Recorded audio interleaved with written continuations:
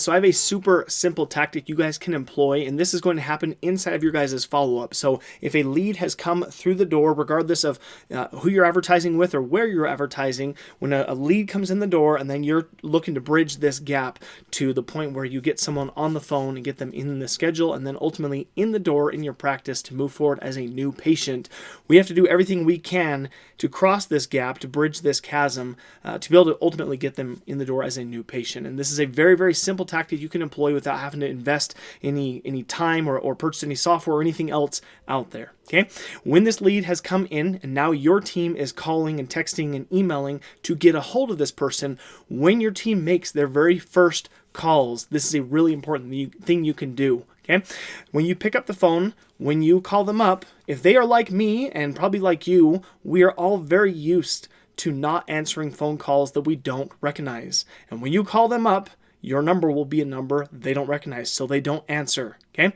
we're used to it. In fact, we're used to being scammed by a whole bunch of different companies out there, and so that's just kind of the environment that we have to compete against. That's what we have to break away from to help people realize, like, no, we're not a scam. You had responded, you gave us your information because you saw our ad, on Facebook or Google or wherever it might have been. Okay, so inside of that process, when you call them up, and of course, they're not going to answer that phone when it rings and goes all the way to an end of call. As soon as that call is disconnected, pick up the phone and call them again.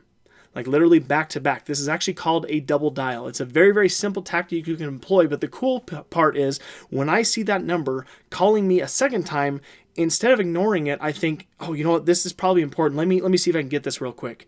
And then, of course, you can get on the phone with them and move forward to bring them into the practice and moving forward with treatment. Okay. The name of the game in all of our follow-up is to get a hold of these prospective patients, to remind them of where they provided their information to us, and then ultimately to get them on the schedule and in as a new patient. Don't be afraid to be a little bit intrusive. Anything you do in this follow-up process is going to be interrupting their life. Okay, and that is actually okay. So using a simple double dial process like this can do wonders to improve the number of people who actually answer the phone, and then ultimately you have that conversation and lead them down the path to become new patients. Hopefully that helps you guys out.